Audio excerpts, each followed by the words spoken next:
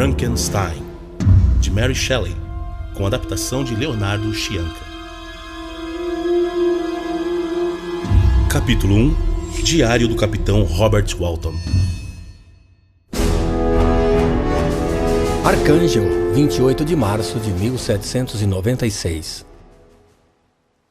Como o tempo demora a passar por aqui, cercado de gelo e neve por todos os lados. Mas reclamo inutilmente, já que não vou encontrar o que mais me faz falta nesta viagem: um amigo. É certo que não encontrarei um amigo sequer neste vasto oceano, e nem mesmo aqui no Prometeu, entre mercadores e marinheiros que contratei para esta corajosa aventura. Há muito tempo viajo pela Europa. Estou bastante ao norte de Londres, cada vez mais ao norte, obcecado por um sonho quase impossível, mas que ao menos eu e esses homens acreditamos que pode ser alcançado. Chegar ao Polo Norte. Hoje, amanhã ou antes que meus dias terminem, encontrarei uma passagem e alcançarei o extremo do globo. Nem que tenha de sacrificar a minha vida.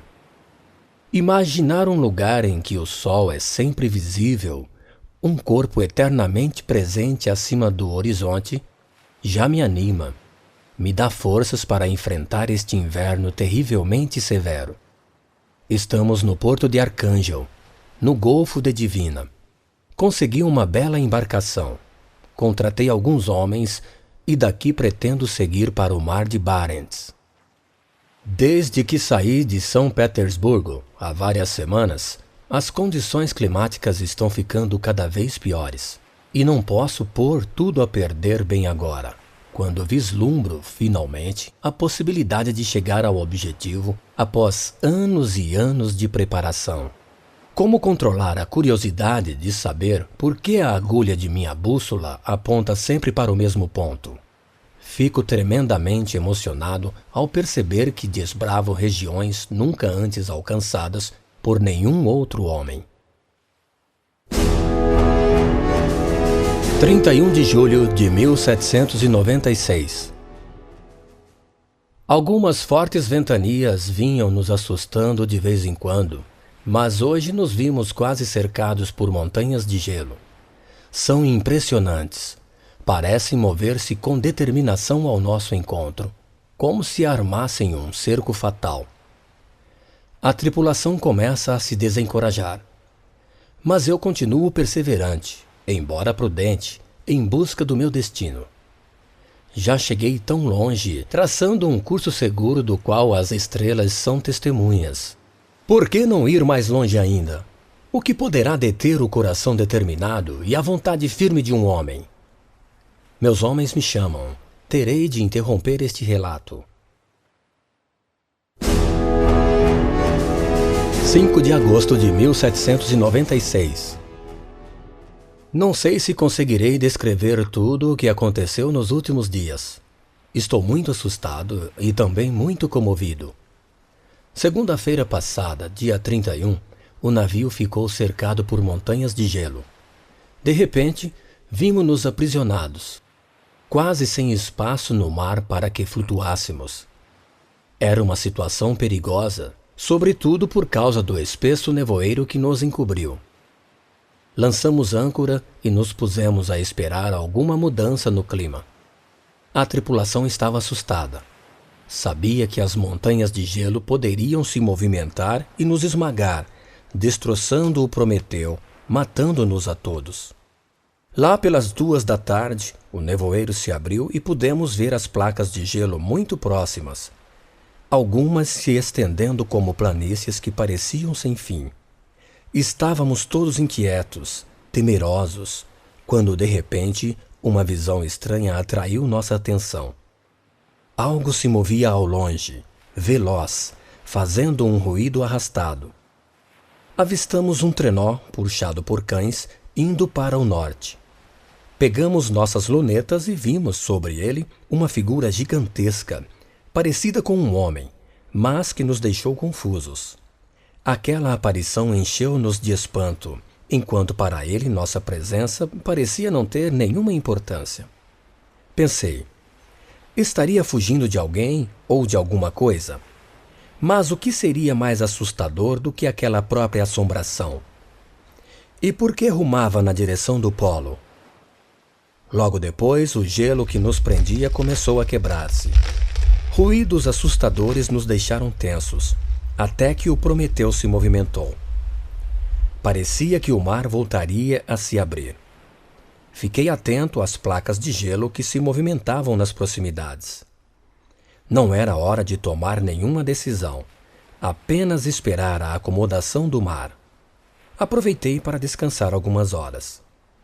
Na manhã seguinte, despertei com os gritos dos marinheiros no convés. Aproximando-se do nosso navio, um pequeno bloco de gelo e sobre ele um trenó, alguns cães e um homem. Não se tratava daquela figura selvagem do dia anterior. Era um viajante e parecia desmaiado. Dentre seus cães, apenas um estava vivo. Ao puxarmos o trenó, o homem despertou. Um de meus homens lhe disse: Eis aqui o nosso capitão. Ele não vai permitir que morra no mar. E me olhou, implorando consentimento para içá-lo. Mas o viajante contestou. Antes de subir a bordo, diga-me, capitão. Balbuciou em um inglês com sotaque. Qual o destino do seu navio? Não pude acreditar no que ouvi.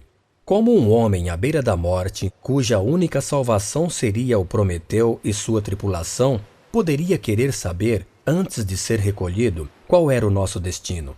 Por acaso não subiria na embarcação se estivéssemos indo para um lugar que não fosse de seu interesse? Mesmo assim, contei-lhe.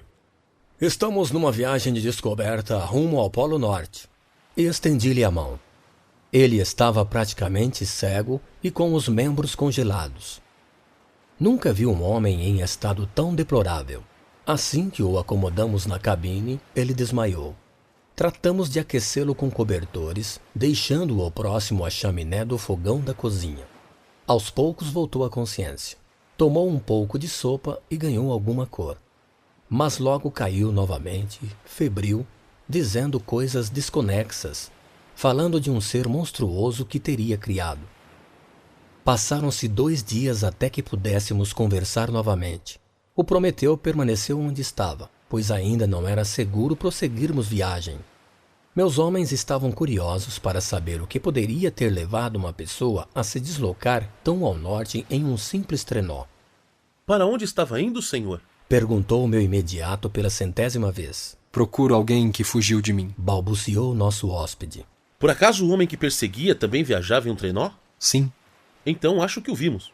O estrangeiro levantou-se de um só pulo, buscou uma escotilha e perguntou. Para onde aquele monstro estava indo? Para o norte, mas não sabemos se sobreviveu quando os gelos se partiram horas depois que passou por nós. Aquele homem trazia no rosto um sofrimento que eu nunca havia visto antes. Por vezes pensei, esse homem poderia ser o amigo que procuro.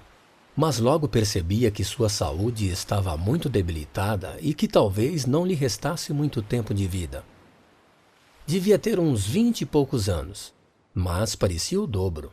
Convenci-o a descansar e não lhe fiz mais perguntas. Prometi que poria um homem de vigia e que, se avistássemos a gigante criatura, o avisaríamos.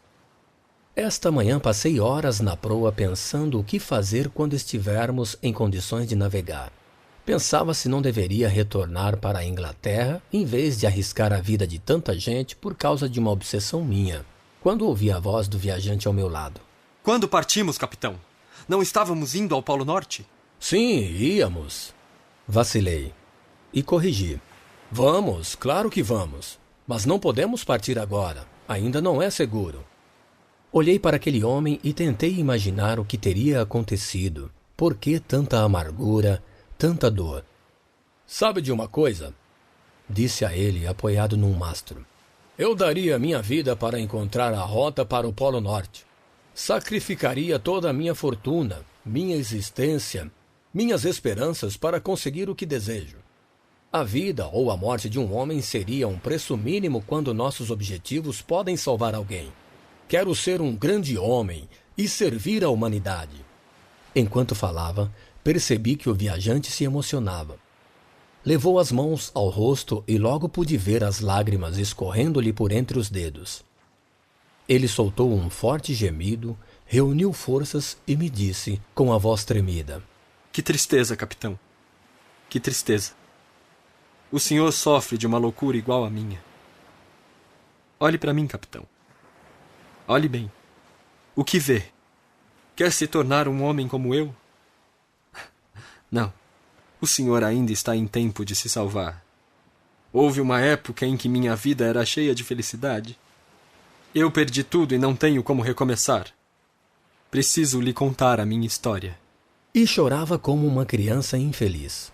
Confesso que fiquei curioso por conhecer a história dele, mas achava que ele estava ainda muito debilitado. Temia que não aguentasse. Convenci-o a descansar. Há pouco meu hóspede acordou. Parecia outro homem, novamente frio, calculista, amargurado. Pediu para ficar conosco em nossa viagem. Estava decidido a encontrar a selvagem e gigantesca criatura. 19 de agosto de 1796. Sinto que ganhei um amigo. Não sei se aquele que tanto buscava, mas, nestes tristes e sombrios dias, sua amizade ainda incerta é o que basta para aquecer minha alma. Cerca de 1 hora atrás, ele se aproximou de mim. Nunca havia sido tão sincero. O senhor já deve ter percebido, capitão Walton, que passei por terríveis desgraças nos últimos tempos. Tinha decidido que a memória desses males que sofri morreriam comigo, mas mudei de ideia. O senhor busca conhecimento e sabedoria, como eu também busquei. E para que os seus desejos não o envenenem como os meus me envenenaram, vou relatar tudo o que passei. Talvez não acredite no que vou lhe contar. Talvez minha história pareça de início um tanto ridícula. Ora, sou muitíssimo grato por confiar em mim e contar o que lhe aconteceu.